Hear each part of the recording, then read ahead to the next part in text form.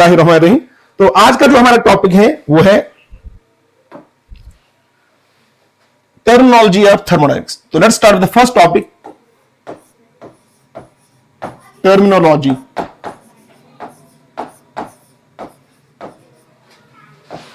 Terminology of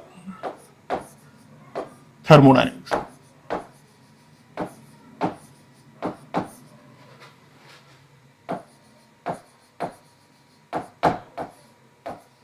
thermodynamics, okay. Terminology of thermodynamics से मेरा मतलब क्या है बेटे? टर्मिनोलॉजी ऑफ थर्मोडायनेमिक्स का मतलब यह है कि जो इस चैप्टर के कॉन्सेप्ट्स को समझने के लिए लोगों ने एक लैंग्वेज बनाई है, कुछ टर्म्स फ्रेम की है, कुछ डिफिनेशंस फ्रेम की है। उस लैंग्वेज को जब हम प्रॉपर्ली अंडरस्टैंड करेंगे, उस लैंग्वेज को जब हम प्रॉपर्ली एक्वायर करेंगे, देन आपका सफर इस थर्मोडायनेमिक्स के कॉन्सेप्ट्स में बहुत आसान हो जाएगा। आप बहुत आसानी के साथ हर वाली चीज पे समझ पाएंगे, ठीक है। तो यही हमारा जो पहला टॉपिक है, that is terminology of thermodynamics. लेकिन इंटरेस्टिंग सी बात यह है बेटे, इस टर्मिनोलॉजी वाले जो टॉपिक है इसमें भी बहुत सारे क्वेश्चन जो है ना, नीट में भी पूछे गए हैं और जेईई मेंस में भी पूछे गए हैं, ठीक है। तो let's start the first term. जो हमारा पहला टर्म है वो है यूनिवर्स। किसको बोलते हैं थर्मोडायनेमिक्स में? यूनिवर्स। तो पहला टर्म जो है वो हम यूज करने जा रहे हैं, यूनिवर्स। देखिए बेटे, universe in thermodynamics simply means system plus surroundings. यानी यूनिवर्स किसको हम बोलते हैं यहां थर्मोडायनेमिक्स की लैंग्वेज में यूनिवर्स से सिंपली वो है सिस्टम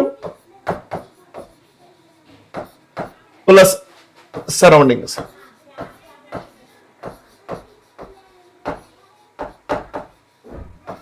सिस्टम प्लस सराउंडिंग्स। तो ये तो पहली डिफिनेशन है, यानी यूनिवर्स थर्मोडायनेमिक्स में सिंपली इसका मतलब होता है system plus surroundings. Okay, point number 1। दूसरी बात यही आपको नोट करनी है, यूनिवर्स को हम आइसोलेटेड सिस्टम भी बोलते हैं। आगे चल के मैं बताऊंगा आइसोलेटेड सिस्टम क्या होता है, लेकिन मैं आपको बोलता हूं universe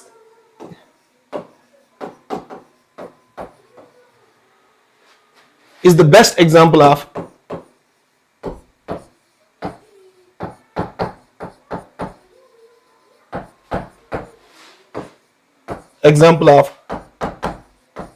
isolated system।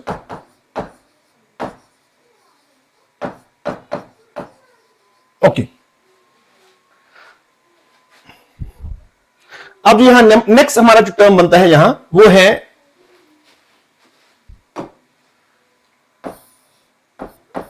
What do you mean by system. System हम किसको बोलेंगे?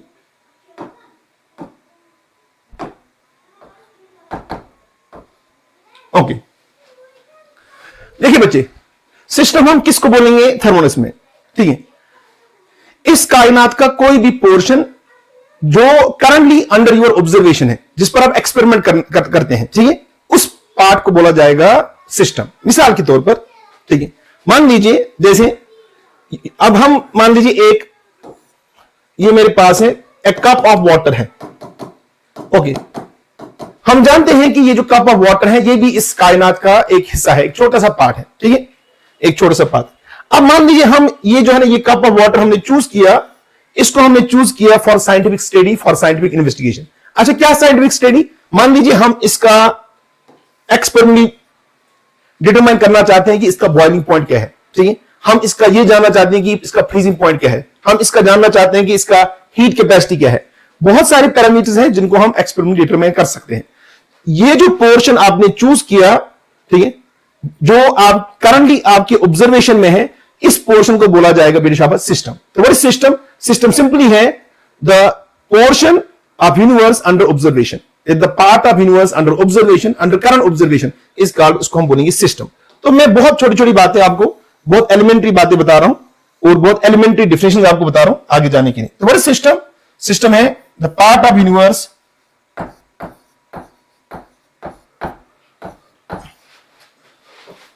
the part of universe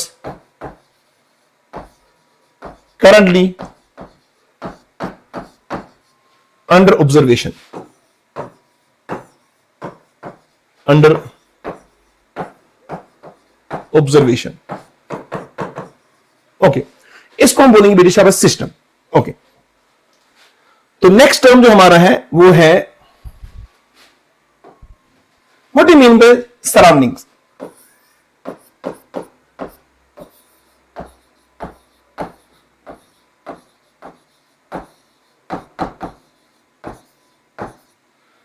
surroundings किसको बोलेंगे?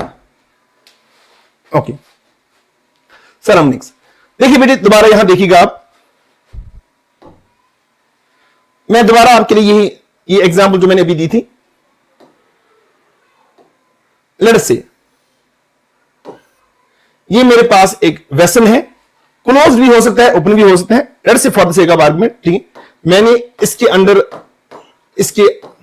अंदर मैंने रखा है, लेट्स से मैंने कोई गैस रखा है, let's say for the sake of argument ये ऑक्सीजन सिलेंडर है, ऑक्सीजन गैस सिलेंडर है। ओके, मुझे बताइए, देखिए बेटे, ये जो ऑक्सीजन गैस सिलेंडर है, जो इस सिस्टम के अंदर ये ऑक्सीजन गैस है ना, जो ये हमारा है, ठीक है, ये हमारा है बेटे शाबाश सिस्टम। अब जो ये हमारा सिस्टम है, ठीक है, इसके इर्द गिर्द जो ये रेस्ट पार्ट है कायनात का, ठीक है, जो इसके साथ इंटरेक्ट कर सकता है। इंटरेक्ट करने का मतलब क्या है बेटे? यहां मान लीजिए यहां सिस्टम से बाहर एनर्जी ट्रांसफर हो रहा है इन द फॉर्म ऑफ हीट, या इसके अंदर दाखिल हो रहा है, यहां से एनर्जी बाहर जा रहा है इन द फॉर्म ऑफ वर्क। और अगर मान लीजिए ये ओपन सिस्टम है, तो मान लीजिए यहां से मैटर एक्सचेंज हो रहा है, ठीक है। तो कायनात के जिस पार्ट के साथ आपका सिस्टम इंटरेक्ट कर रहा है, वो इसका कहलाएगा शाबाश सराउंडिंग्स।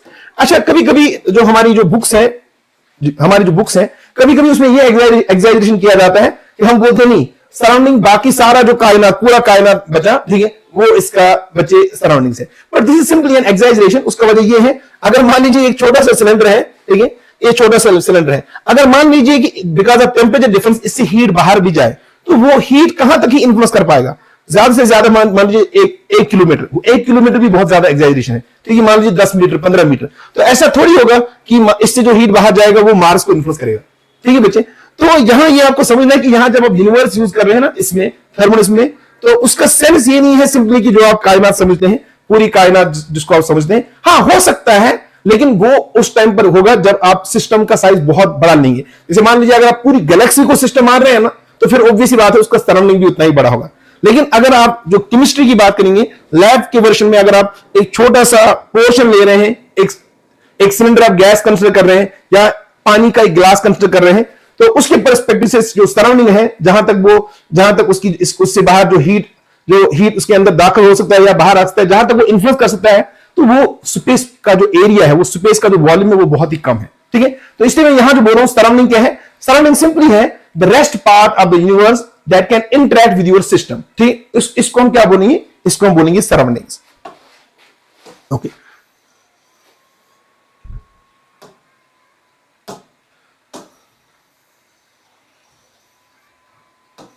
ओके, तो व्हाट इज सराउंडिंग्स? सराउंडिंग है the rest part of universe that can interact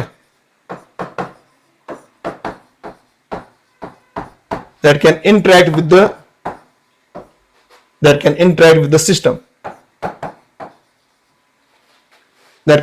the system, is called its surroundings.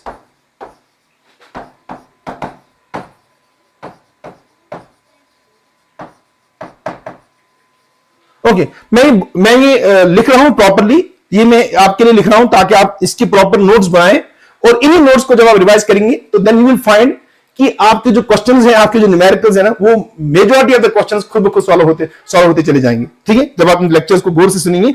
और यही मेरा टारगेट है, ये बात याद रखिए। अक्सर बेशतर हम गलती क्या करते हैं, मोस्ट ऑफ द टीचर्स का एक पढ़ाने का तरीका ये है कि वो हर क्वेश्चन को बच्चे को खुद ही दिखा दें। मेरा ऐसा मानना है कि इससे बच्चों को ज्यादा फायदा नहीं आता। मैं आपको ये वसूख से बोल रहा हूं, मेरे लेक्चर सुनने के बाद, ठीक है, 95% क्वेश्चंस आपको खुद सॉल्व हो जाएंगे। मुझे आपको सिर्फ 5 से 10% क्वेश्चंस में आपको मेरी हेल्प की जरूरत पड़ेगी।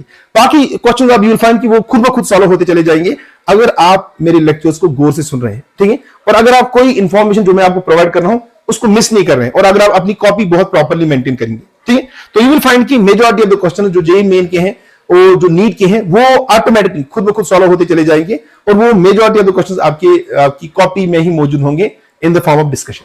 ठीक है, तो इसलिए इस बात का ख्याल रखेंगे आप। ओके, तो नेक्स्ट जो हमारा है टर्म जो हम डिस्कस करने जा रहे हैं वो है what do you mean bye boundary. तो नेक्स्ट टर्म हमारा है बाउंड्री। ओके, बाउंड्री क्या है बेटे? बच्चे ध्यान रखना, देखिए बेटे, जैसे मैंने अभी लिया था, मान लीजिए ये हमारा एक पानी का गिलास है या एक कप ऑफ वाटर। ठीक है, ये जो पानी इसमें रखा है ना बच्चे, ये जो पानी हमने इसमें रखा है ये हमारा सिस्टम है। ठीक है, अब जरा गौर से देखिए, अब जहां से मैंने इसको ओपन छोड़ा है ना, जहां आप देखिए ये जो पानी का जो ऊपर वाली जो सतह है, ठीक है, ये जो सतह है जहां ये एंड हो रहा है, ठीक है, वहां कोई रिजिड वॉल तो है नहीं ना, बल्कि एक इंटरफेस है, ऊपर जो ईयर है और इसके इंटरफेस मतलब हुआ एक सरफेस है जो इमेजिनरी सरफेस है, जो रियल हो सकता है कभी इन द फॉर्म ऑफ वॉल या इमेजिनरी भी हो सकता है। एक इंटरफेस है, एक यहां से लेकर यहां तक आपका वाटर का जो लेवल है, यहां तक वो हाइट, इसके बाद वो एंड होती है, और यहां एक इमेजिनरी एनवलप या एक इमेजिनरी इंटरफेस आप इमेजिन कर रहे हैं जो आपके इस लिक्विड वाटर को सेपरेट करता है फ्रॉम द ईयर। ठीक है, वो जो इंटरफेस है ना आपके सिस्टम और सराउंडिंग के दरमियान, इसको पहले बोलते हैं बाउंड्री। ठीक है, तो व्हाट इज बाउंड्री? बाउंड्री है द इंटरफेस, ठीक है, that separates the system from the surroundings. Okay, what is boundary? Boundary है the interface that separates the system okay from the surroundings, from the surroundings। अब यहां जरा देखिए बेटी, पहली बात तो ये है ना, ये जो मैं बाउंड्री आपको बता रहा था, तो व्हाट्स बाउंड्री? बाउंड्री है the interface that separates the system from the surroundings. अब जब मैं इस इंटरफेस की बात कर रहा हूं ना, तो ये जरूरी नहीं कि हर बारी ये कोई रियल हो या कोई फिजिकल एंटिटी हो। जैसे मैंने अभी आपको बताया था, ये जो मैंने यहां एक सिस्टम लिया है, मैंने एक कप ऑफ वाटर लिया है, तो इसके एक साइड में आप देखिए जहां तक ये आपका वाटर एक्सटेंड हो रहा है ना, उसके बाद एयर स्टार्ट होता है, एयर स्टार्ट होता है डायरेक्टली। ठीक है, तो वहां आप देखिए ना, आप एक डिफाइन कर सकते हैं एक इंटरफेस, एक सरफेस या interface is a better word, जो आपके ऊपर जो गैस है और नीचे जो पानी है ना, उसके दरमियान का एक चीज है। हाँ, वो ऑब्वियस ही बात है, जिस बाउंड्री की मैं बात कर रहा हूं ना, वो बाउंड्री एक सिंपली एक जियोमेट्रिकल एंटिटी है। ठीक है, इट कैन बी रियल अगर ये इन द फॉर्म ऑफ वॉल हो, और इट कैन बी इमेजिनरी। ठीक है, तो इस बाउंड्री के बारे में हम पहले ये बातें नोट करेंगे। तो बाउंड्री इन थर्मोनस के बारे में सम इंपॉर्टेंट पॉइंट्स। पहली बात इसके बारे में, पहली बात तो ये है, it can be real,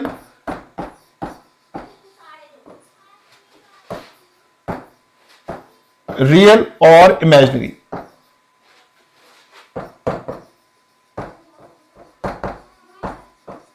okay, देखिए बच्चे पूरी बात सुनना, जो मैंने बोला कि इट कैन बी रियल और इट कैन बी इमेजिनरी। ठीक है, पॉइंट नंबर 2, जिस चीज को आप थर्म्स में बाउंड्री बोलते हैं बेटे, ठीक है, it has zero thickness, zero mass and zero volume. ठीक है, तो बाउंड्री जिसको हम थर्म्स में बोलते हैं, इट हैज जीरो थिकनेस,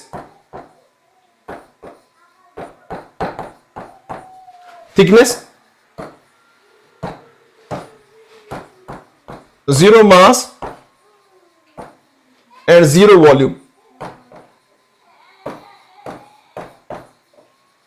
अब ये वाला जो पॉइंट है ना, जो पॉइंट नंबर 2 मैंने लिखा बच्चे, ये आपको हाईलाइट करने की जरूरत है। हाईलाइट करने की जरूरत ये इसलिए है कि आगे चल के जब आप न्यूमेरिकल सॉल्व करेंगे ना, तो ये जो पॉइंट है ना, ये पॉइंट आपको मैथमेटिकल इक्वेशन को सही फॉर्मेट में लिखने में हेल्प करेगा। ये वाला पॉइंट, यानी जब मैं बोल रहा हूं, यानी बाउंड्री जिस चीज को हम थर्मोस में बोलते हैं ना, उसको हम मान के चलते हैं कि इट है zero thickness, zero mass and zero volume. ठीक है, और पहली बात तो मैंने बता दी, इट कैन बी रियल और शाबाश, it can be imaginary. Okay, ठीक है, ये एक जियोमेट्रिकल एंटिटी है, जियोमेट्रिक जो हम डिफाइन करते हैं। ठीक है, जो मैंने अभी आपको समझाया। ठीक है, अब यहां मैं बस एक डिस्टिंक्शन में करना चाहता हूं इसके साथ, इसको वो ये है,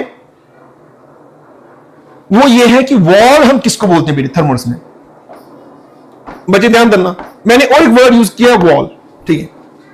वॉल क्या है बेटे? वॉल है, ये है the actual physical manifestation of the boundary, यानी जब आपका जो बाउंड्री है ना, जब उसका रियलिटी में कोई फिजिकल शेप हो, ठीक है, फिजिकल शेप हो, उस चीज को आप पहले बोलते हैं, उसको आप बोलते हैं वॉल। जैसे मैं मिसाल समझाता हूं, देखिए बच्चे, ये मान लीजिए ये हमने लिया था, ये मैंने लिया था ऑक्सीजन गैस सिलेंडर, ठीक है, कोविड में हमें इसकी बहुत जरूरत पड़ी थी। तो अब जो यहां जो है ना, यहां जो एक रिजिड बाउंड्री है, जो स्टील वेसल, जो स्टील वॉल जो यहां है ना बेटे, ये बाउंड्री है, मगर इस बाउंड्री को हम बोलेंगे बेटे वॉल। यानी जब आपकी बाउंड्री का फिजिकल अपीयरेंस हो, फिजिकल मैनिफेस्टेशन हो, ठीक है, देन इट्स कॉल्ड वॉल। तो व्हाट इज वॉल? वॉल है the physical manifestation of the real physical manifestation of boundary, ठीक है, द रियल या the actual physical manifestation of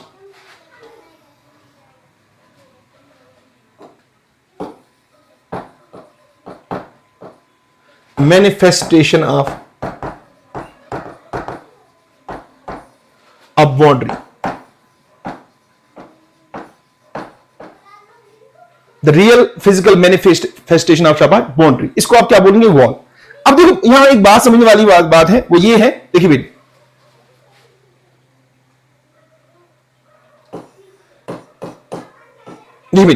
जो वॉल है ना, a wall has to be a boundary, but a boundary need not to be a wall। मैं आपको समझाऊंगा, जो मैं बता रहा हूं, यानी मैंने अभी आपको ऊपर लिखा था बाउंड्री कैन बी रियल और इमेजिनरी, ये एक बेसिकली जियोमेट्रिकल कॉन्सेप्ट है जो मैंने आपको समझाया ऊपर, ठीक है। तो इसलिए जो वॉल है ना, वॉल तो होता ही है बाउंड्री, लेकिन every boundary is not a wall. Imagine कीजिए, जैसे मान लीजिए आप अपना जो पूरा अर्थ है, एटमॉस्फेयर, जो प्लेनेट अर्थ है, इसको आप मान के चल रहे हैं ब्रिटिश सिस्टम। मुझे बताएं, जब इसका एटमॉस्फेयर, जो जहां तक इसका एटमॉस्फेयर एक्सटेंड होता है, जो अपर लेयर है, टॉप ओजोन लेयर के बाद सीधे वैक्यूम स्टार्ट होता है। तो मुझे बताइए, आप अपनी इस प्लेनेट अर्थ के लिए डिफाइन करेंगे ना एक बाउंड्री, जो एक मतलब आप एक समझिए कि वो एक जियोमेट्रिकल हाइट है, एक लेंथ है, आप जहां तक आपका एटमॉस्फेयर एक्सटेंड होता है, और उसके बाद आप देखते हैं वैक्यूम है।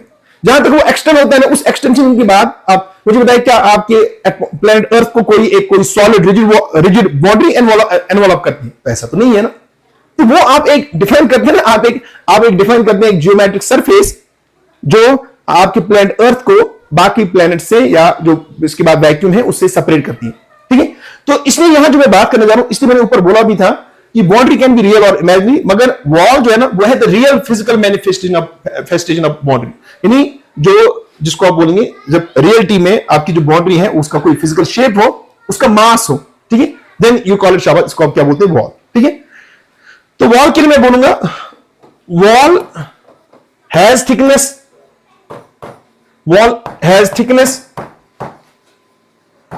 Has mass and has volume.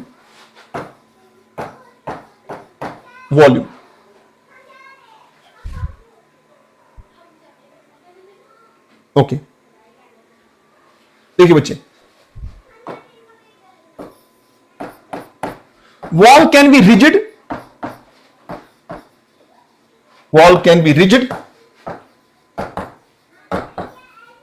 Movable हो सकता है, जैसे आपके पास कोई सिलेंडर, उसको पिस्टन लगा के है और ऊपर नीचे जाता है, ठीक है। तो wall can be rigid, movable, permeable हो सकता है,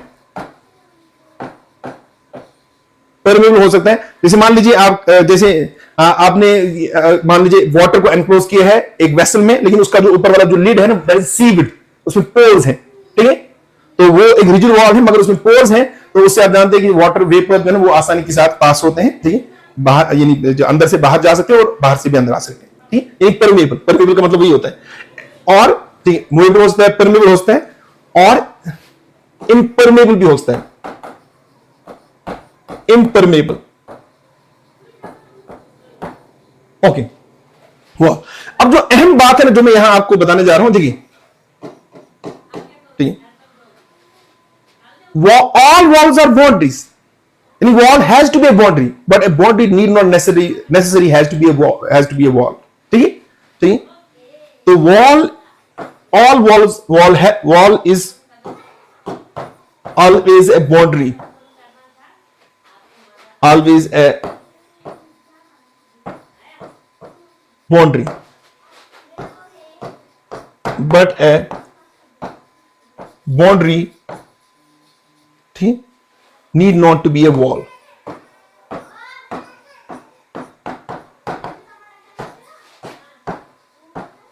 To be a wall. अब अगेन जो ये वाला पॉइंट है ना बेटे, आप ये बोलेंगे सर आप बहुत छोटी छोटी बातों को बहुत ज्यादा एक्सप्लेन करते हैं। आगे मैं बताऊंगा न्यूमेरिकल में अगर बाउंड्री लिखा है और अगर वॉल लिखा है ना तो उसकी मैथमेटिकल इक्वेशन मॉडिफाई हो जाती है। ठीक, तो इससे फर्क आ जाता है। आगे जब हम न्यूमेरिकल सॉल्व करेंगे तो क्वेश्चन में बाउंड्री लिखा हो और क्वेश्चन में वॉल लिखा हो तो इससे न्यूमेरिकल के सॉल्यूशन पर बहुत ज्यादा फर्क पड़ता है। इसलिए आपको ये समझना चाहिए कि थोड़ा बहुत जो फर्क होता है वॉल में और बाउंड्री में, इसलिए मैंने थोड़ा बहुत इसको बेटे एलॉबरेट किया आपके लिए कि थोड़ी सी फर्क इनमें है। अब जरा देखिए बेटे, तो नेक्स्ट जो है ना, नेक्स्ट क्या हम करने जा रहे हैं, डिपेंड करता है कि आपका जो सिस्टम है ना उसको किस टाइप की बाउंड्री एनक्लोज करती है। देखिए उसके बेस पर आपने डिफाइन किए हैं कुछ सिस्टम, जिसको मैं यहां टॉपिक बना रहा हूं वो है टाइप्स ऑफ सिस्टम। तो नेक्स्ट जो हमारा है वो है टाइप्स ऑफ सिस्टम।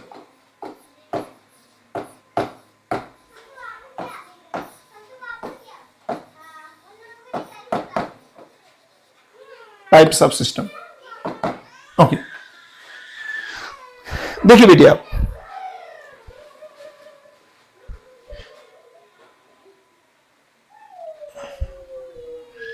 ओके, मैं यहां कुछ कॉलम में लिखने जा रहा हूं, मैं यहां लिखने जा रहा हूं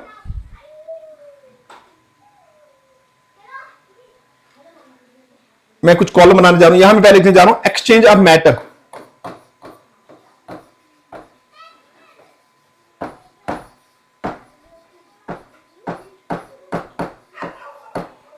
एक वाला मैंने लिखा और दूसरे वाले में लिखने जा रहा हूं मैं एक्सचेंज ऑफ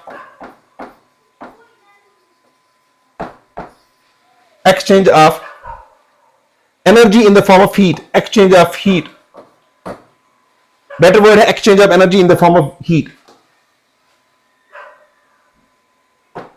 तो exchange of heat,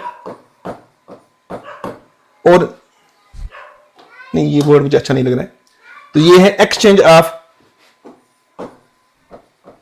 energy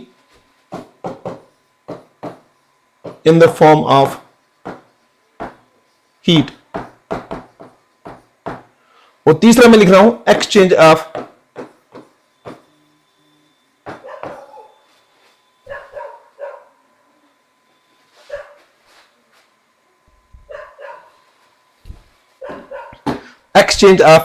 energy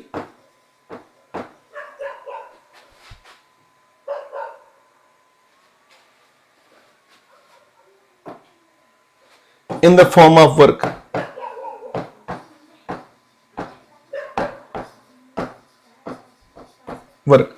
ये मैंने एक वाले कॉलम में लिखा।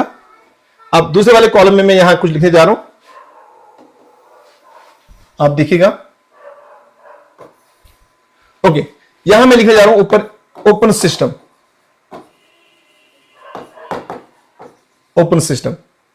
ओके,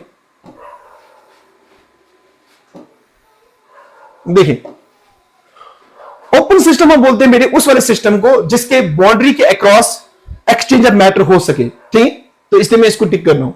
ओपन सिस्टम उसको बोलेंगे जिसकी बाउंड्री को क्रॉस कर सकता है, ठीक है, energy in the form of heat.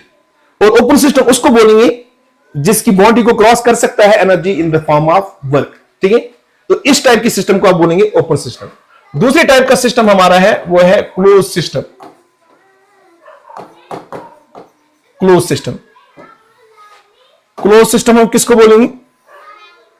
Close system वो है जिसकी बाउंड्री को क्रॉस नहीं कर सके, ठीक है, एनर्जी क्रॉस नहीं कर सके मैटर। ठीक है, और क्लोज सिस्टम उसको बोलेंगे जिसकी बाउंड्री को क्रॉस कर सके energy in the form of heat और energy in the form of work. ठीक है,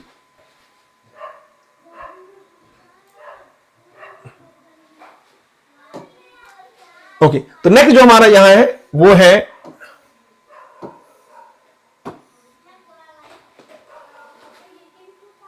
adiabatic system.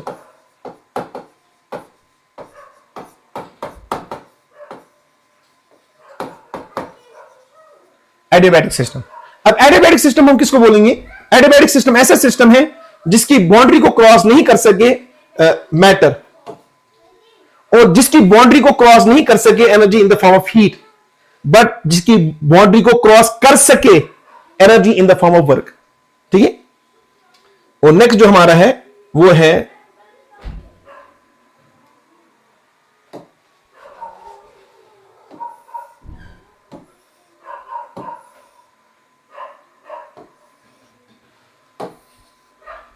Isolated system.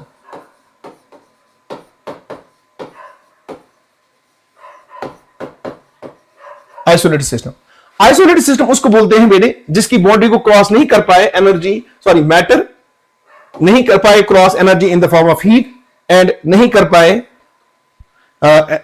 Energy cross in the form of work. ठीक है, तो ये हमारे पास है types of system on the base of type of boundary जो उसको एनक्लोज करता है। ठीक है, आई होप सो ये सारी बात आपको समझ आई हो। ठीक है, तो आगे जाने से पहले मैं आपको यहां एक बात बताने जा रहा हूं। ठीक है, नेक्स्ट जो हम करने जा रहे हैं वो ये बात आप जहन में रखें, जो thermodynamic science is a bulk science, यानी थर्मल्स में जो है ना जिन प्रॉपर्टीज को आप पढ़ रहे हैं, जो जिन प्रॉपर्टीज के बारे में आप स्टडी कर रहे हैं वो है properties of matter in bulk, या बल्क प्रॉपर्टीज आप जिनको बोल सकते हैं। यानी आप इंडिविजुअल एटम या इंडिविजुअल मॉलिक्यूल या इंडिविजुअल आयन की प्रॉपर्टी स्टडी नहीं कर रहे हैं, बल्कि जब बहुत सारे एटम्स, ठीक है, very large collection of atoms जब एक साथ जुड़ते हैं, ठीक है, वो इंटरेक्ट करते हैं, उनकी इंटरेक्शन की वजह से, ठीक है, जो उनके साथ एसोसिएट प्रॉपर्टीज होती हैं जिनको आप बोलते हैं मैक्रोस्कोपिक प्रॉपर्टीज, बल्क प्रॉपर्टीज। ठीक है, उन्हीं को हम बोलते हैं थर्मोडायनेमिक प्रॉपर्टीज। तो नेक्स्ट जो हमारा टॉपिक है वो है what do you mean by शाबाश थर्मोडायनेमिक प्रॉपर्टीज। वो है थर्मोडायनेमिक प्रॉपर्टीज।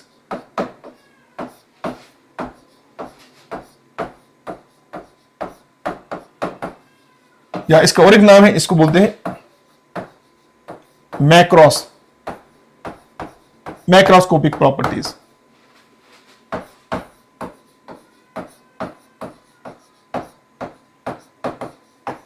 थर्मोडायनेमिक प्रॉपर्टीज या इनको हम बोलेंगे मैक्रोस्कोपिक प्रॉपर्टीज। ओके बच्चे, गौर से देखिएगा। इनको डिफाइन करने से पहले सबसे पहली बात आप ये नोट करेंगे, thermodynamic science is a bulk science. Thermodynamic science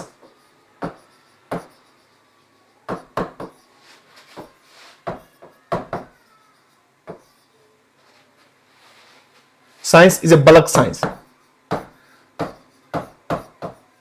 Bulk science इस सेंस से it deals with the properties of matter in bulk. ठीक है, thermodynamic science is a bulk science, ये पॉइंट नंबर 1 है। ठीक है, अब यहां देखिए बेटे,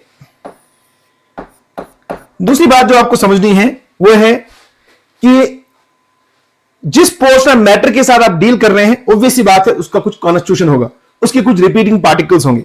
तो हमारे पास जो रिपीटिंग कॉन्स्टिट्यूएंट पार्टिकल्स हैं मैटर के, the repeating constituent particles of matter,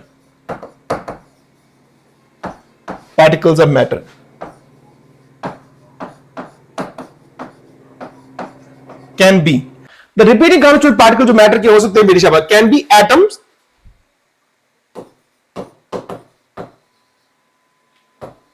या मॉलिक्यूल्स,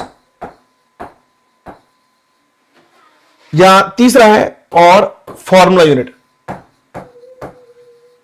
बच्चे मैं अभी इनको डिफाइन नहीं करूंगा, एटम क्या होता है, मॉलिक्यूल क्या होता है, ये इंशाल्लाह मैं some basic concepts of chemistry में आपके लिए डिफाइन करूंगा, लेकिन मैं बस थोड़ा सा आपको आइडिया जरूर दूंगा। देखिए, जैसे अगर आपके पास मान लीजिए आपने एक कॉपर वायर ली है और वो आपका सिस्टम है, तो अगर आप उस कॉपर वायर को एनालाइज करेंगे ना, तो यू विल फाइंड, ठीक है, कि वो जो सारा कॉपर वायर है उसमें रिपीट होते हैं, ठीक है, स्फेरिकल पार्टिकल जिनको आप बोलते हैं कॉपर एटम्स। ठीक है, जिसको आप केमिस्ट्री में लिखते हैं कॉपर 29 और ऊपर लिखते हैं मास नंबर 63। ठीक है, वो एक छोटा सा एक एटम है, उसी तरह की पार्टिकल, उसमें कॉपर एटम रिपीट होता है।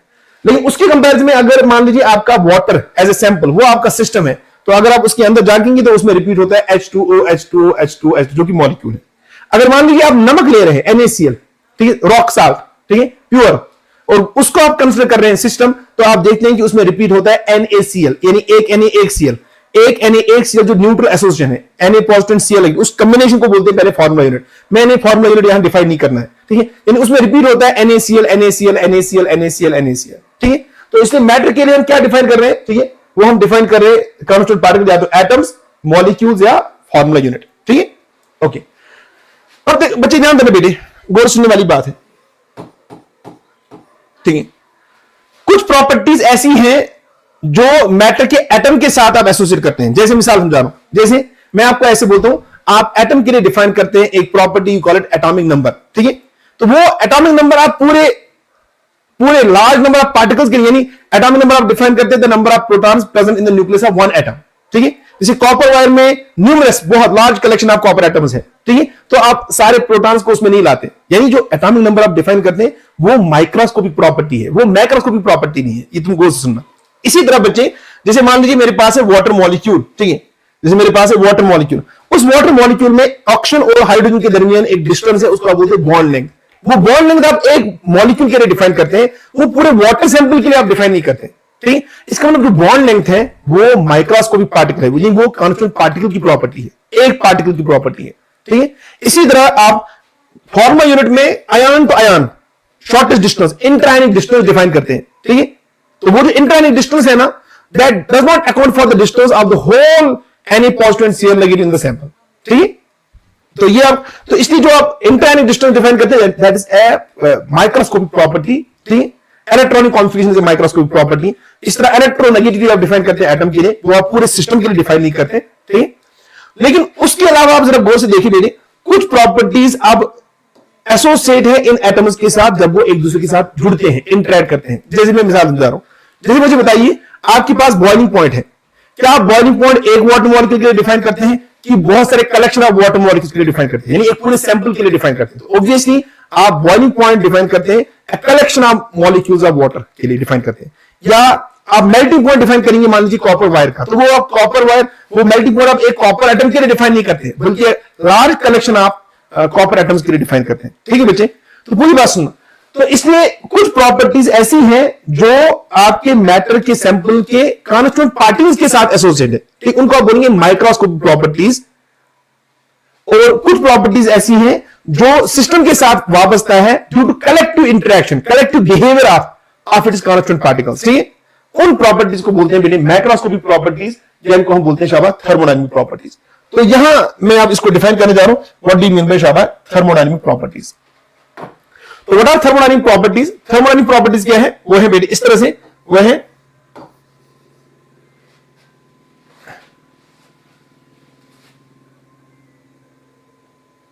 ठीक, okay. What are thermodynamic properties? ये है the properties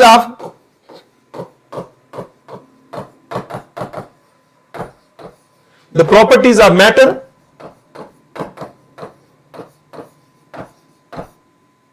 that are due to collective interaction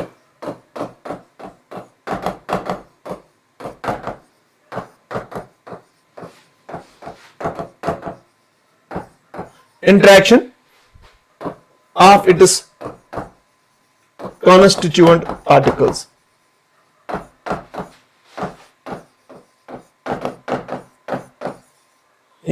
The properties of matter that are due to collective interaction of its constituent particles, that is atoms, molecules और ions. Atoms, molecule या better word है, सही word तो यही है, formula units.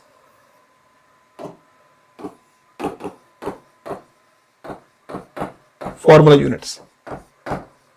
Okay. वो वाली properties matter की that are due to collective interaction of its constituent particles, atoms, ions या molecules are called, इनको बोलते हैं are called thermodynamic properties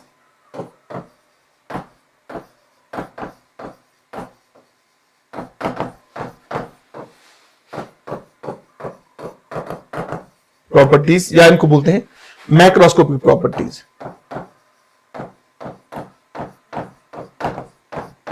macroscopic properties, okay.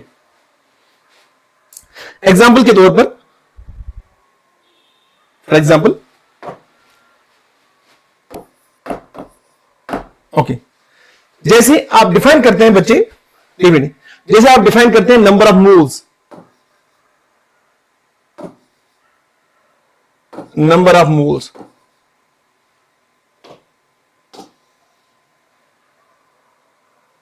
मैं इसको सीधे लिखूं small n stands for number of moles. तो नंबर ऑफ मोल जो है ना, जब आप डिफाइन करते हैं, नंबर ऑफ मोल्स होता है given number of given mass upon molar mass, जो मैं आपको आगे बताऊंगा, ठीक है, नंबर ऑफ मोल्स, ठीक है। इस तरह जैसे आप डिफाइन करते हैं मास, जैसे आप बोलते हैं 10 ग्राम NaCl या 10 ग्राम कॉपर या 10 ग्राम आयरन या 10 gram sugar and so on so fourth.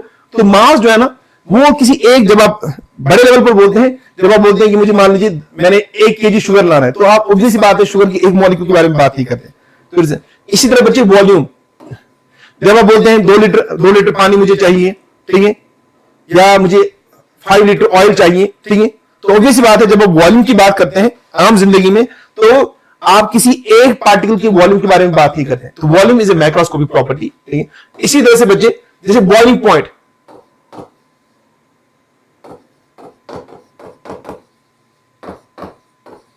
Boiling point है, तो ऑब्वियस बात है बॉइलिंग पॉइंट आप एक पार्टिकल के लिए डिफाइन नहीं करते हैं, बल्कि लार्ज कलेक्शन ऑफ पार्टिकल्स के लिए डिफाइन करते हैं।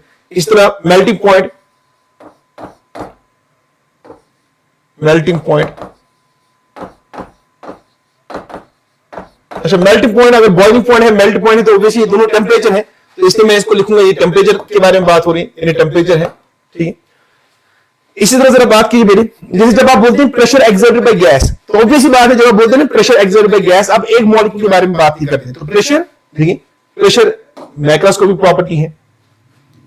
इसी तरह जब आप बात करते हैं कि आप बात करते हैं, मान लीजिए इस मीथेन गैस के 1 लीटर से इतनी एनर्जी बाहर आती है अपॉन कंबशन, ठीक है, या उसको मैं यहां थर्मल्स की लैंग्वेज में बोलूं internal energy.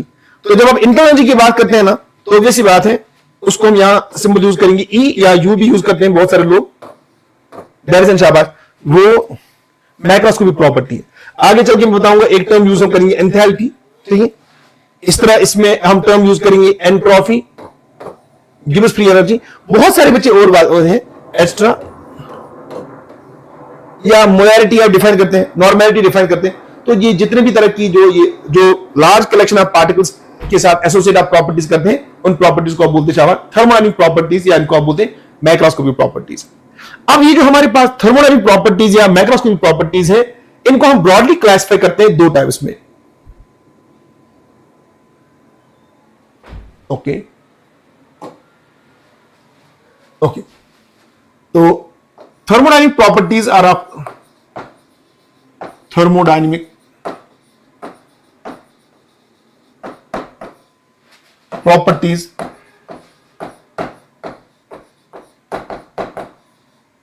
are of two types,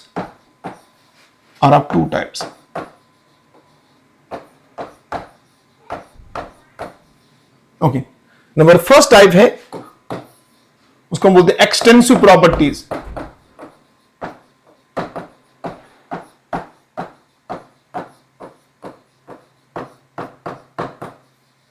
extensive properties. And number second जो है वो है इंटेंसिव प्रॉपर्टीज।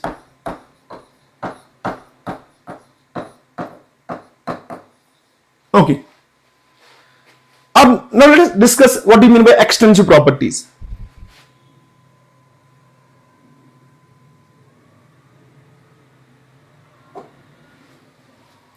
एक्सटेंसिव प्रॉपर्टीज हम किसको बोलेंगे?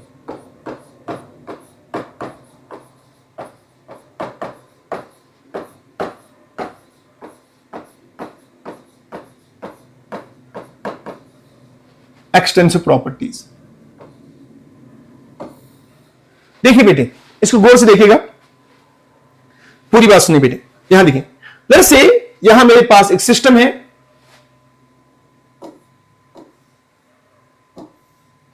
ये मेरे पास एक सिस्टम है, ठीक है। और लेट्स से जो हमने सिस्टम कंसिडर किया वो हमारा जो सिस्टम है लेट्स से वो है ऑक्शन गैस। Auction gas. अच्छा पहले यहां एक बात मैं समझाने की कोशिश करूंगा, इसको गौर से देखना। ठीक है, ये मान लीजिए मेरे पास है ऑक्शन गैस और इसका एक प्रेशर है P, इसका वॉल्यूम है V, इसका टेम्परेचर है T और इसमें नंबर ऑफ मोल्स है N। अब पूरी बात सुनना, आप जो ऑक्शन गैस का सिलेंडर है ना, मान लीजिए मेरे पास 2 ऑक्शन गैस की सिलेंडर्स हैं। ठीक है, बाजार में आपको बोलूंगा बाजार से खरीद के लाओ 2 ऑक्शन गैस की सिलेंडर्स और एक सिलेंडर आप ऐसा खरीद के लाओ जिसका टोटल वॉल्यूम हो लेट्स से मैं कहूंगा 30 लीटर और जिसका प्रेशर जो है let's say for the sake of argument मैं बोलूंगा उसका जो प्रेशर है मान लीजिए वो 10 ATM है। ठीक है, और दूसरा सिलेंडर ऑफ गैस ऐसा है मैं कहूंगा कि उसका जो वॉल्यूम है वो 50 लीटर है और उसका जो प्रेशर है लेट्स से मैं कहूंगा वो 5 ATM है।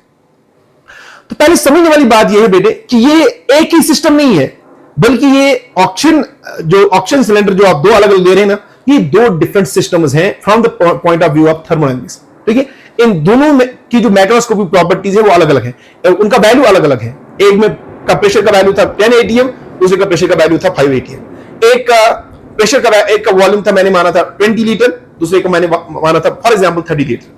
तो आपको समझना है कि ये एक ही सिस्टम नहीं है, बल्कि 2 डिफरेंट सिस्टम्स हैं, क्योंकि जो प्रॉपर्टीज आप यूज कर रहे हैं फॉर फिक्सिंग योर सिस्टम उनका वैल्यू अलग अलग है। ठीक है, अब यहां मैं एक बात क्यों कर रहा हूं for the sake of argument, मैं यहां क्यों ऐसी बात कर रहा हूं, पूरी बात सुनना। देखो अब यहां मैंने रिकॉग्नाइज किया एक सिस्टम और वो जो मैंने सिस्टम रिकॉग्नाइज किया मैंने माना कि उसका प्रेशर का वैल्यू P है, उसका वॉल्यूम V है, उसका टेम्परेचर T है और उसके नंबर ऑफ मोल्स कितने शाबाश N। मैं चाहता हूं कि मैं इस सिस्टम का साइज करूं दुगना, इस सिस्टम का साइज में दुगना करूं या हाफ करूं। ठीक है, तो सिस्टम का साइज दुगना करने का मतलब क्या होता है? सिस्टम का साइज दुगना करने का बिल्कुल यह मतलब नहीं कि आप अगर इसमें नंबर ऑफ मोल्स पहले N थे, आप इसी सिलेंडर में पुश करेंगे, पंप करेंगे और N नंबर ऑफ मोल्स, ताकि इसके अंदर जो है ना, इसके अंदर नंबर ऑफ मोल्स हो जाए 2N। बिल्कुल बच्चे ऐसा नहीं है, बल्कि सिस्टम का साइज दुगना करने का मतलब यह है कि आपने जो ये एक सिस्टम चूज किया है, आप इसके साथ जोड़ेंगे बिल्कुल इसी तरह का और एक आइडेंटिकल बीकर जो अगेन ऑक्शन गैस ही हो, जिसका प्रेशर का वैल्यू वही हो जो ऊपर है, जिसका वॉल्यूम वही है जो ऊपर है, जिसका टेम्परेचर वही है जो ऊपर है और जिसमें नंबर ऑफ मोल्स वही है जो N है। अब जब आपने इसके साथ आइडेंटिकल ये इस तरह का और एक सिलेंडर जोड़ दिया ना, तो अब आप बोलेंगे आपने सिस्टम का साइज कर दिया क्या? आपने सिस्टम का साइज कर दिया डबल। ठीक, इसी तरह से आप इस सिस्टम का साइज अब 3 टाइम्स कर सकते हैं। अब ये मैं क्यों बोल रहा हूं, पूरी बात सुनना। जब मैंने यहां सिस्टम का साइज, जब मैं यहां से साइज ऑफ सिस्टम बढ़ा रहा हूं, तो इस साइज ऑफ सिस्टम बढ़ने से मुझे बताइए, पहली बात मुझे बताइए, क्या इसमें जो ये नंबर ऑफ मोल्स ऊपर N है और ये N है, जब आपने सिस्टम का साइज दुगना कर दिया, क्या यहां नंबर ऑफ मोल्स क्या यहां नंबर ऑफ मोल्स का वैल्यू वही उतना ही रहेगा, N ही रहेगा, कि यहां नंबर ऑफ मोल्स का वैल्यू हो जाएगा 2N? तो ऑब्वियस सी बात है, बहुत आसान सी बात है, इसमें नंबर ऑफ मोल्स का वैल्यू हो जाएगा 2N, क्योंकि नंबर ऑफ मोल्स का रिलेशनशिप नंबर ऑफ मॉलिक्यूल्स के साथ है। जो आपने पहला वाला सिलेंडर लिया था, मान लीजिए उसमें कुछ नंबर ऑफ मॉलिक्यूल्स थे, ठीक है, और इसमें भी कुछ नंबर ऑफ मॉलिक्यूल्स थे, जैसे इसमें थे N, इसमें थे N। जब आप सिस्टम का साइज दुगना करेंगे तो ऑब्वियस सी बात है उसमें नंबर ऑफ मॉलिक्यूल्स हो जाएंगे दुगने 2N, इसलिए नंबर ऑफ मोल्स भी दुगना हो जाएगा। सीधी सीधी बात है, ठीक है, और बहुत छोटी छोटी बातें हैं ये।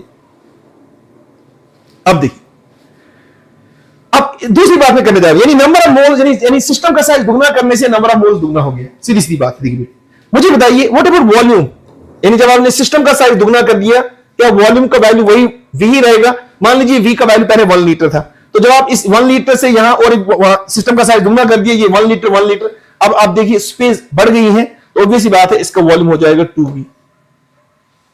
अब देखिए, गौर सुनना, अब जरा देखिए मेरी पूरी बात सुनना, मुझे बताइए व्हाट अबाउट टेम्परेचर, गौर से देखिए, व्हाट अबाउट टेम्परेचर, क्या इसका temperature by your common experience मुझे बताइए, अगर ऊपर T है और यहां भी T है, ठीक है, क्या ये टेम्परेचर T और T+2T हो जाएगा? ठीक है, जैसे मान लीजिए आपके पास पानी का एक गिलास है और उसी पानी के गिलास में आपने आइडेंटिकल वाटर डाल दिया, तो ऑब्वियस सी बात है अगर उसका पहले टेम्परेचर T है और पानी का गिलास डालने से उसका टेम्परेचर 2T नहीं हो जाएगा, बल्कि वो T ही रहेगा। तो इसका मतलब यहां टेम्परेचर का वैल्यू सिस्टम का साइज दुगना करने से वही रहेगा, T ही रहेगा। अब गौर से देखिएगा, व्हाट इज प्रेशर, प्रेशर के बारे में बात करते हैं। तो प्रेशर जो आप जानते हैं ना, प्रेशर आपका है, जो प्रेशर है after doubling the size, pressure किसके बराबर होगा? वो होगा मेरे एन, अगर आइडियली ये बिहेव करेगा nRT/V। अब जब सिस्टम का साइज दुगना कर रहे हैं तो एन का वैल्यू हो रहा है 2n, आर तो यूनिवर्सल गैस कांस्टेंट वो चेंज नहीं हो रहा है, टेंपरेचर चेंज नहीं हो रहा है, मगर जो वॉल्यूम है वो हो रहा है 2v। आप देखिए 2 और 2 कैंसिल हो गया, तो ये अगेन वैल्यू वही उतना ही रहा, वो रहा nRT/V। पहले भी वो वही था, अब पहले भी यहां आप देखिए वो वैल्यू पहले भी वही था, दैट इज nRT/V। तो इसका मतलब ये हुआ सिस्टम का साइज दुगना करने से प्रेशर का वैल्यू भी चेंज नहीं हुआ। अब देखिए मैं वापस अपने टॉपिक पर आता हूं, गौर से देखिएगा आप इसको, मैंने ये एग्जांपल क्यों दी, ओके गौर से देखिए इसको।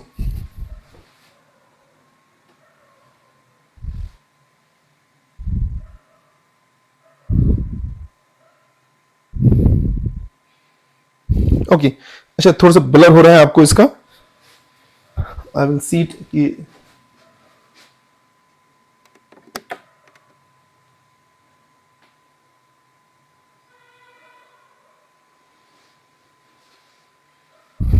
ओके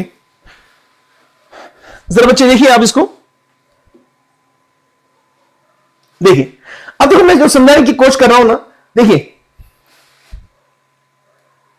मैं यहां जो समझाने की कोशिश कर रहा हूं ये वाली बात है कि कुछ प्रॉपर्टी सिस्टम की ऐसी है, जब आप सिस्टम का साइज दुगना कर रहे हैं ना उनका वैल्यू भी दुगना हो जाता है, और कुछ प्रॉपर्टीज ऐसी हैं जब आप सिस्टम का साइज दुगना कर रहे हैं उनका वैल्यू चेंज नहीं हो रहा है, यानी वो उनका वैल्यू सेम रह रहा है।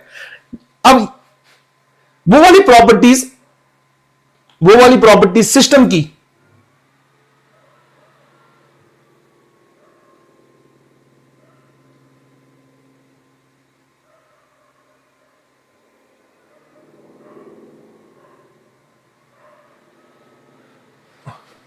ओके वो वाली प्रॉपर्टी सिस्टम की जिनका वैल्यू डायरेक्टली डिपेंड करता है upon the size of system, यानी अगर आप सिस्टम का साइज डबल करेंगे उनका वैल्यू डबल हो जाएगा, अगर सिस्टम का साइज हाफ करेंगे उनका साइज हाफ हो जाता है। उन वाली प्रॉपर्टीज को हम बोलते हैं एक्सटेंसिव प्रॉपर्टीज। तो व्हाट आर एक्सटेंसिव प्रॉपर्टीज? ये है the thermodynamic properties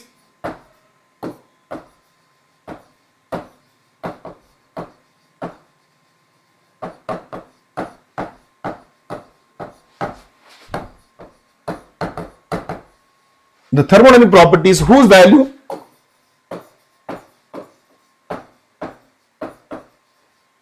value is directly proportional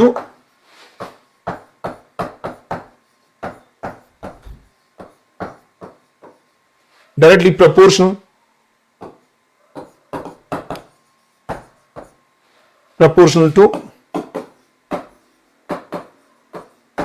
size of system। इनको आप क्या बोलेंगे? इनको आप बोलेंगे शायद एक्सटेंसिव प्रॉपर्टीज। जैसे अभी एक्सटेंसिव प्रॉपर्टीज में मैंने एग्जांपल के तौर पर समझाई थी, जैसे एक्सटेंसिव प्रॉपर्टीज जब आप सिस्टम का साइज दुगना करेंगे तो नंबर ऑफ मोल्स दुगने हो रहे थे, जब आप सिस्टम का साइज दुगना करेंगे तो वैसी ऑक्सीजन का जो मास है वो दुगना हो जाएगा, तो दैट इज एक्सटेंसिव प्रॉपर्टी। इस तरह जब आप सिस्टम का साइज दुगना करेंगे वॉल्यूम का वैल्यू दुगना हो जाएगा, तो volume is an extensive property. इसी तरह से जब आप सिस्टम का साइज दुगना करेंगे तो यू विल फाइंड कि जो एनर्जी इसमें स्टोर थी इंटरनल एनर्जी ई, वो भी दुगना हो जाएगा।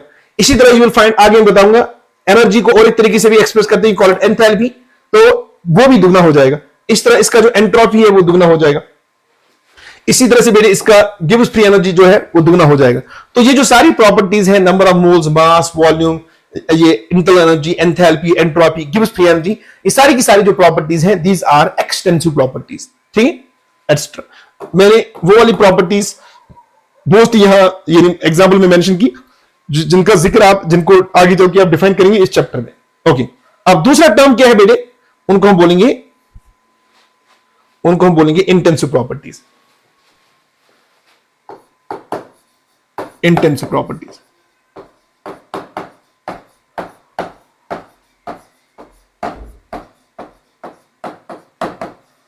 Intensive properties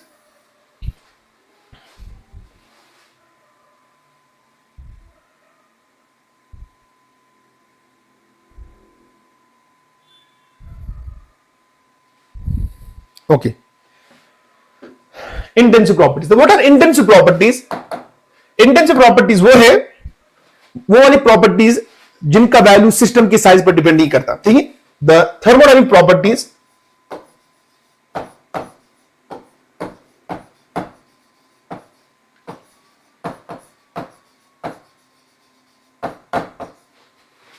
the thermodynamic properties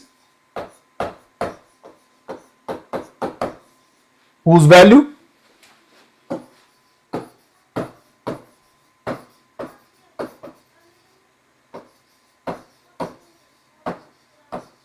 does not depend upon the size of system.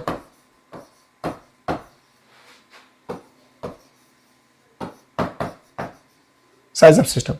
For example, जैसे मैंने भी बताया था, जैसे टेम्परेचर है, ऑब्वियस बात है, boiling point is again temperature, तो वो भी आएगा, मेल्टिंग पॉइंट आएगा बेटी इसमें, ठीक है।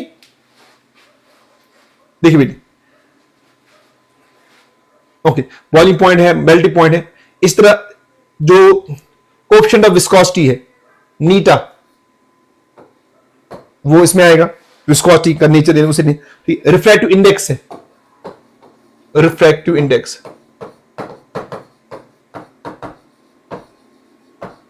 एक्स्ट्रा, बहुत सारी और एग्जांपल आएंगे जो यहां मैं एक पॉइंट डिफाइन करूंगा, उसमें वो कवर अप करूंगा। देखिए बेटी, तो ये सारी की सारी इनको बोलेंगे शाबा इंटेंसिव प्रॉपर्टीज, ठीक है। अब देखिए यहां जरा एक पॉइंट नोट करना, देखिए इसको जरा गौर से देखना जो मैं यहां बताने जा रहा हूं आपको। देखिए, अगर मान लीजिए मेरे पास एक प्रॉपर्टी है एक्स, मेरे पास एक प्रॉपर्टी है एक्स, और एक्स को मैं मान के चलूं वो एक एक्सटेंसिव प्रॉपर्टी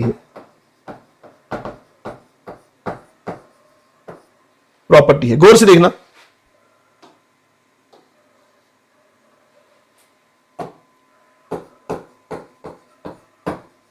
एक्सटेंसिव प्रॉपर्टी है, और इसको मैं डिवाइड कर रहा हूं और एक प्रॉपर्टी से जो कि एक डिफाइंड प्रॉपर्टी है, और वो भी एक्सटेंसिव प्रॉपर्टी है।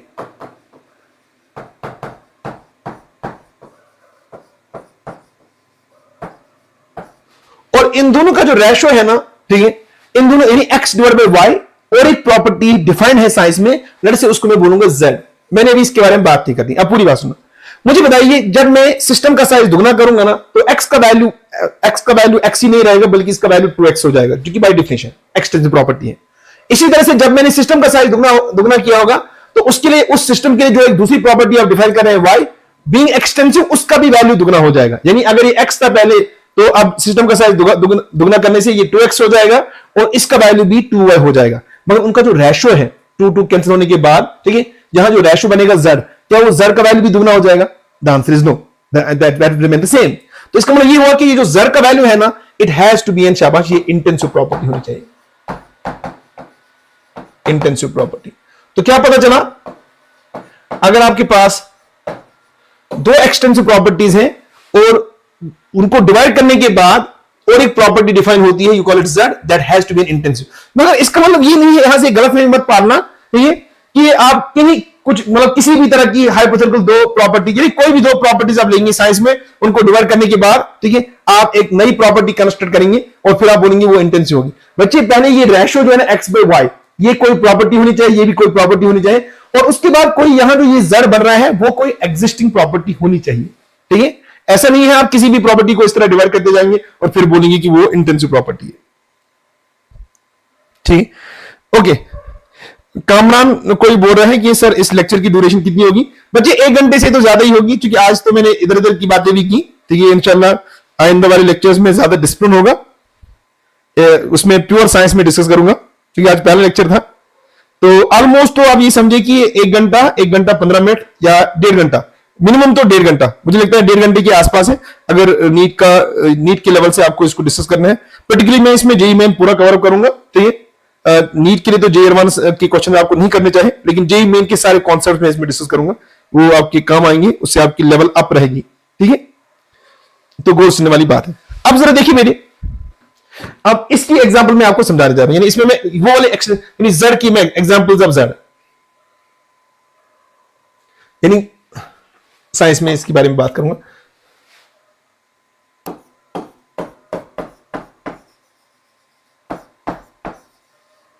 Examples of z। अच्छा, z जो मैंने ऊपर डिफाइन किया वो आप जानते हैं, वो दो एक्सटेंसिव प्रॉपर्टी का डिवीजन है। जैसे एग्जांपल्स ऑफ z में आएगा बेटे मोलैरिटी। मोलैरिटी आप जानते हैं that is number of moles divided by volume. अब देखिए number of moles extensive property है, वॉल्यूम एक्सटेंसिव प्रॉपर्टी है, तो इन दोनों का जो रेशियो होगा molarity that has to be an intensive property. इसी तरह से बच्चे ध्यान देना, मेरे पास एक डिफाइंड टर्म है उसको आप बोलते हैं मोलैरिटी। मोलैरिटी मोलैरिटी आप जानते हैं that is number of moles divided by mass of solvent in KG n/m। ठीक है, अगेन आप देखिए नंबर ऑफ मोल्स एक्सटेंसिव है, मास एक्सटेंसिव है, इन दोनों का ratio molarity that has to be an intensive. और मैं ये कहूंगा कि all concentration terms are intensive properties. ठीक है, इसी तरह बच्चे देखिए मोल फ्रैक्शन आप डिफाइन करते हैं, काय आप डिफाइन करते हैं जी, काय आई, तो आप जानते हैं that is equal ni number of moles of that component divided by total number of moles of all the components. तो जब आप सिस्टम का साइज दुगना करेंगे तो उसमें उस इंडिविजुअल कंपोनेंट के मोल्स भी डबल होंगे और सॉल्यूशन के या मिक्सचर की टोटल नंबर ऑफ मोल्स भी डबल होंगे, तो उन दोनों का जो रेशियो होगा that will remain the same. तो mole fraction has to be an intensive property. ठीक है, इसी तरह से बच्चे ध्यान देना, आप डिफाइन करते हैं एक टर्म, उसको आप बोलते हैं मोलर वॉल्यूम। एक है सिंपली वॉल्यूम, एक है मोलर वॉल्यूम। मोलर वॉल्यूम होता है ठीक है वॉल्यूम पर मोल, यानी V volume divided by N।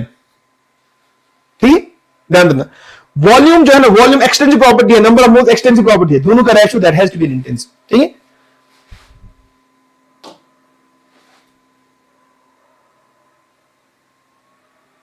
इस तरह बच्चे ध्यान देना, जैसे मैं एक है, मैं यहां लिख जा रहा हूं,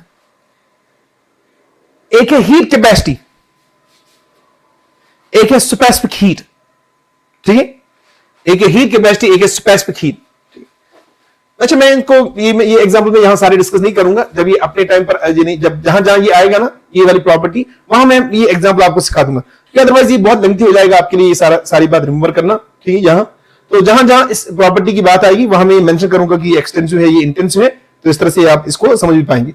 लेकिन जैसे मोलर एंथैल्पी है, ये मोलर एंथैल्पी होता है enthalpy divided by number of moles, तो that is an intensive property. Enthalpy simply extensive है, लेकिन जब आप एंथैल्पी को डिवाइड करेंगे number of moles that it has to be intensive. वो सिंपली जो मैंने ऊपर कॉन्सेप्ट सिखाया है इसको। ठीक है, तो मुझे लगता है कि चूंकि आज हमारा पहला लेक्चर है, आज के इस लेक्चर को हम यही एंड करेंगे।